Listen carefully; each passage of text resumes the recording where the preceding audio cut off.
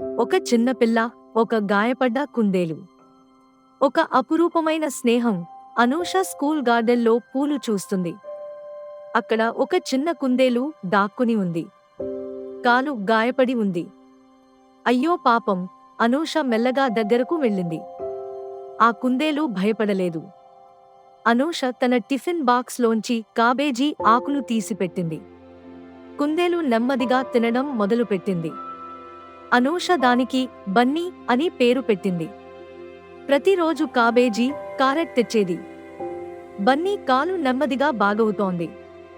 టీచర్కి తెలిసింది.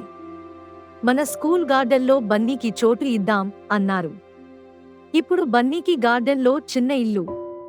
అనూష, ఆమె స్నేహితులు దాన్ని చూసుకుంటారు. బన్నీతో ఆడుకుంటారు. అందరూ అంటారు, అనూష చిన్న వయసులోనే పెద్ద మనసు చూపించింది. ప్రతి జీవి మీద ప్రేమ ఉంటే జీవితం ఎంత బాగుంటుంది.